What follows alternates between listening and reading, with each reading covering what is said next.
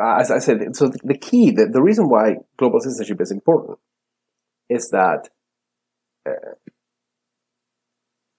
would say two main reasons. One is that there are some problems that we face as humanity that have to be to solve these problems, to deal with this. We got to cooperate across differences, across borders. We're not going to solve the threat of nuclear war alone. No one country can solve that problem alone. We have to collaborate. That's right. We're not going to deal with the problem of global poverty and the increasing global unemployment rates, or the problem of the degradation of the environment. As a society, we have to go across borders. So that's one reason why we need people that can think globally. In the United States, for example, we have a long way to go.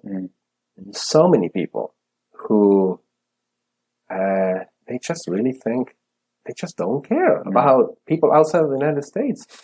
And they celebrate when, for example, President Trump decides to drop the Paris Agreement.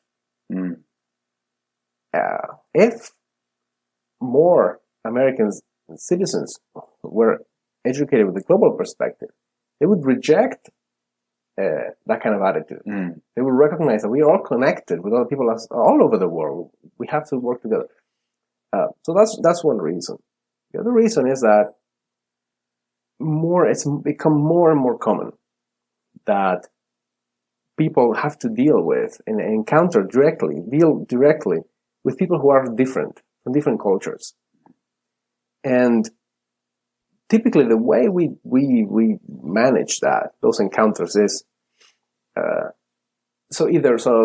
example, like, if you come to a country like Korea, and you're coming here as a foreigner, and it's very clear that the values that I bring to an interaction are different in some ways than the values of someone that is from here.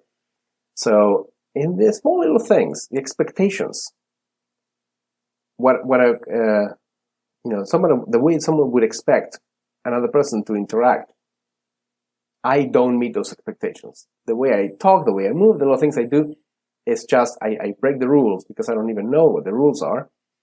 And the way you deal with it is you either kind of like ignore it, put it aside, just move on. Or like if I were to move here and become an immigrant, I can't ignore it anymore. So I could isolate myself and become part of a sort of expat community and minimize my contact. So all I need to learn is how to behave in a kind of work environment or something, Or I could adapt. I learn the ways of it, Anyway, so you can isolate yourself. You could adapt. You could try to force others to become like you. So when someone is visiting, there's an expectation that they adjust to the culture.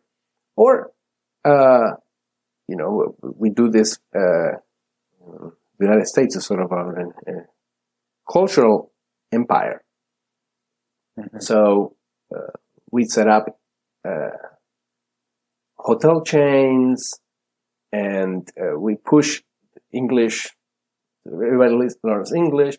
We send like TV shows and movies, and part of what we do when we do that is that so that American citizens can go anywhere in the world, and in some way, and to some extent, there's an expectation that people all over the world would adjust a little bit to American culture.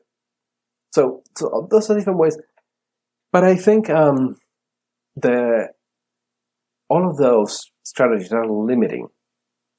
And there's still a lot of tension that comes from those interactions. And I think the most creative way, what I've seen, let me put it this way, I've interacted, I've seen people that I think embody what it means to be a global citizen. Some people have this capacity to kind of transcend cultural limits